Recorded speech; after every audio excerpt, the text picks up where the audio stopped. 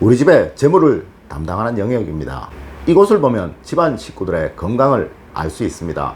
요즘의 문화와 달리 예전에는 무조건 숨겨야 하는 장소였습니다. 여러분, 어디일까요? 예, 화장실입니다. 예전 우리 조상님들 똥장군이 자주 들어갈수록 부잣집이라고 하셨고요. 동의보감에 보면 배설이 건강의 기본이라고 하였고 화장실로부터 모든 병이 생겨난다고 하였습니다. 하여 예전 풍수학에서는 화장실의 위치와 방향에 관한 이야기가 아주 많았죠. 하지만 현대를 살아가는 우리에게는 이를 완전히 무시해도 될 만큼 전혀 새로이 풍수학에 관한 이야기를 해야 하는 곳이기도 합니다. 먼저 방향입니다. 예전에는 무조건 북쪽이나 서쪽은 안 된다고 하였죠. 네, 당연합니다. 예전 가옥구조가 이 북쪽은 남쪽의 건물에 막혀 늘 그늘진 곳이 많았으며 또한 이로 인해 늘 습하여서 겨울철에는 땅이 얼어있는 곳이 아주 많았습니다. 그리고 이 북쪽은 당연히 막혀있는 곳이 없어서 아주 추운 곳이면 자명했을 터 이곳에서 우리 건강을 지켜주는 배설을 편하게 할 수 있는 것은 불가능했을 것입니다.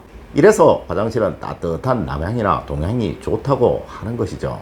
또한 이 화장실의 위치 역시 예전에는 현대의 화장실 구조와 달리 나무로 얼기설기 엮여져 있었으니까요. 밖에서 안이 보이는 일은 다반사였고요. 볼일을 보고 난 후 안에서는 옷 정리를 할 수 없어서 밖에서 옷 정리를 해야 하는 경우가 또한 대부분이었죠. 이러니 당연 남들이 이를 보게 된다면 서로 민망해졌을 것임은 당연할 것이고요. 이러니 가장 멀리 숨겨진 곳에 화장실이 있어야 한다라고 이야기를 했던 것입니다. 하지만 현대의 경우는 그렇지 않죠. 이 화장실이 집안에 있는 경우가 대부분이며 우리 식구들 외에 다른 식구들의 방문이 아주 드물고요. 또한 모두 막혀있는 공간이라서 예전과 같이 서로 민망함이 생기는 경우가 드물 것이고요. 추위 역시 없다고 봐도 무방할 것이니 이런 위치나 방향이 이제 아무런 의미가 없는 시대에 살고 있는 우리라고 생각을 해야 할 것입니다. 하지만 말입니다. 아무리 현대를 살아가고 있는 우리라고 하더라도요. 이 화장실에는 반드시 있어야 하는 것이 있는 법이고 절대 없어야 하는 것이 있는 법입니다. 부잣집 화장실에는 절대로 없다고 하는 이것들 이제 시작해 보도록 하겠습니다. 여러분 안녕하세요, 이정재입니다. 요즘 주택구조가 화장실이 대부분 현관에서 들어와 근처에 있기도 하죠. 네, 손을 씻어야 하니까요. 네, 맞습니다. 요즘은 화장실이 화장실 기능뿐만 아니라 욕실, 세면장의 기능도 겸하고 있죠. 하여 이 세 가지를 동시에 판단을 해야 한다는 거예요. 자, 그럼 절대 화장실에 있어서 안 되고 욕실에 있어서도 안 되고 세면장에 있어서도 안 되는 건 무엇일까요? 네, 모두 풍수 외적으로는 건강과 미용에 관계된 것일 것입니다. 첫 번째가 환기시설입니다. 예전의 화장실과 달리 현대 화장실에서 가장 큰 문제가 무엇일까요? 네, 예전 화장실은 바람이 잘 통할 수밖에 없었습니다. 나무로 엮어서 만들었으니까요. 하지만 현대 화장실은 밀폐되어 있죠. 당연 냄새가 빠질 곳이 없습니다. 이러니 무조건 환기시설이 잘 되어 있어야 하면 당연하겠죠. 또한 욕실 역시 습기가 아주 많은 곳입니다. 이 습기가 모두 환기가 잘 되지 않는다면 곰팡이로 변할 것이면 당연할 터 이 곰팡이를 모두 여러분들이 마시게 될 것입니다. 하여 이 환풍시설이 화장실에서는 첫 번째 조건이라는 거예요. 요즘 부잣집에서는 이 화장실에 특별히 제작된 환풍기를 사용한다고 하더라고요. 물론 이렇게까지 하시지는 않더라도 환풍기 청소 자주 하십시오. 그래야 건강하고 행복하게 사실 수 있습니다. 항상 화장실 환풍기 이상 없나 늘 체크하시는 현명한 주부님들이 되시기를 부탁드립니다. 두 번째가 조명입니다. 화장실은 무조건 밝아야 합니다. 또한 거울이나 유리로 된 물건들은 늘 깨끗하게 닦아 두셔야 한다는 거예요. 이는 수호행의 기운이 집안에서 가장 강한 곳이 주방과 화장실이기에 그러합니다. 이렇게 수호행의 기운이 강하니 화호행의 기운이 약해지면 당연할 터이고요. 이 화호행은 번영하고 성장하고 뻗어나가는 기운입니다. 순간적으로 확 살아나는 기운이죠. 이 화호행의 기운이 여러분들 가정에 약하시거나 없으시다면 절대 큰 번영이 이루어지지 않는다는 거예요. 늘 모든 일들이 잘 되는 듯 하다가 순간적으로 확 사그라드는 그러한 일들이 발생하게 된다는 거예요. 또 누군가 에이 그런 게 어딨어 라고 말할 수 있겠지만요, 이 풍수학이라는 학문은 무의식을 자극하는 학문이라는 것입니다. 여러분도 모르는 사이, 여러분도 의식하지 못하는 사이에 이런 순간적인 힘을 발휘하도록 하는 그 기운이 소멸되어 가도록 만든다는 거예요. 하여 이러한 기운을 간접적으로라도 잡아줘야 하기에 화장실은 무조건 밝아야 하는 것입니다. 이는 욕실 역시 그러합니다. 하여 욕실과 화장실이 겸해진 현대 화장실이라면 이 조명 특별히 신경을 써야 하는 곳이죠. 세 번째가 추위입니다.